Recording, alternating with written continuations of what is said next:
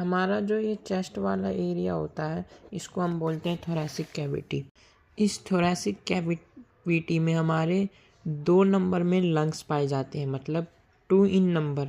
एक लंग्स ये रहा, एक लंग ये रहा। नेटवर्क ऑफ ब्रोंकाई, ब्रोंकुलस और एल्वुलाई से बना रहता है।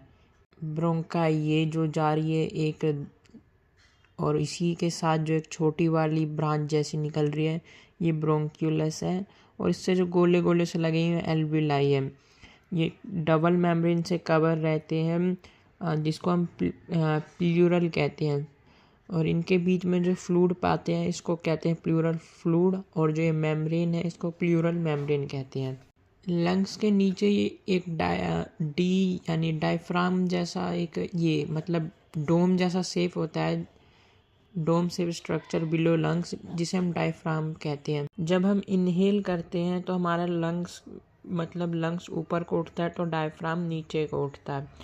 जब हम रिलैक्स करते हैं तो डायफ्राम कॉन्ट्रैक्ट हो। हमारे पास ये है जिससे हमारी सांस एल्वुलाई तक पहुंच पाती है, जिन पार्ट का नाम है नोस्ट्रिल, नसल चैम्बर, फेरिंग्स, एपिगोल्टिस था वो हो गया cover, larynx, trachea, bronchi, bronchioles, alveoli.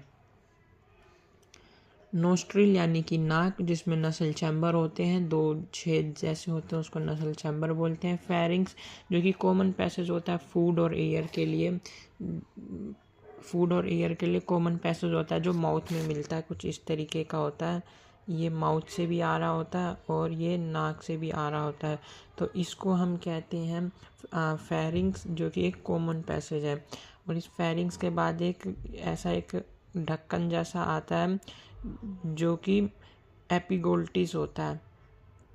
एपिगोल्टिस के बाद ये हमारा जो जा रहा है इधर ही एक लैरिंग्स होता है जिसको हम वॉइस बॉक्स कहते हैं।